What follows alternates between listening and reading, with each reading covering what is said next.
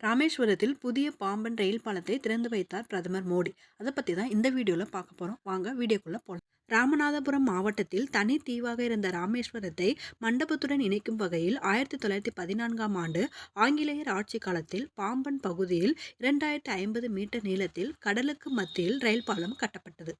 இந்தியாவில் கடல் பகுதியில் அமைக்கப்பட்ட முதல் ரயில்வே பாலம் என்ற சிறப்பை பெற்ற பாம்பன் பாலம் பல நூற்றாண்டுகளை கடந்த நிலையில் தன்னுடைய உறுதித்தன்மையை படிப்படியாக இழக்கத் தொடங்கியது. இந்த சூழலில் 550 கோடி மதிப்பில் புதிய ரயில் பாலம் கட்ட முடிவு செய்யப்பட்டு அதற்கான பணிகள் தொடங்கின.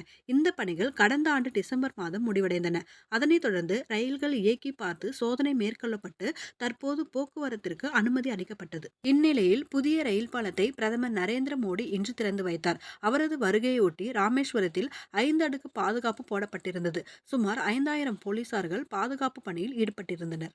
விழாவில் பங்கேற்பதற்காக இலங்கையில் உள்ள அனுராதபுரத்தில் இருந்து இந்திய விமானப்படைக்கு சொந்தமான ராணுவ ஹெலிகாப்டர் மூலம் பிரதமர் நரேந்திர மோடி மண்டபம் வந்தார். அங்கிருந்து சாலை மார்க்கமாக காரில் பாம்பன் பாலத்தின் மையப்பகுதியில் போடப்பட்டுள்ள மேடைக்கு வந்தார். அப்போது அவர் தமிழக பாரம்பரிய உடையான வேட்டி சட்டை அணிந்திருந்தார்.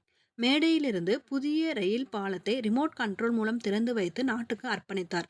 அதனைத் தொடர்ந்து பாம்பனிலிருந்து ராமேஸ்வரத்துக்கு ரயில்வே பணியாளர்கள் பள்ளி மாணவர்களை ஏற்றிக்கொண்டு முதல் ரயில் பாம்பன் ரயில் பாலத்தில் சென்றது. தூக்குப்பாலம் மேல் நோக்கி உயர்ந்து செல்ல கடலோர காவல் படையின் ரோந்து கப்பல்கள் ரயில் பாலத்தை கடந்து செல்ல இருக்கின்றன. அதனைத் தொடர்ந்து கடலோர காவல் படையின் கண்காணிப்பு ட்ரோன்களின் சாகச நிகழ்ச்சி நடைபெறுகிறது.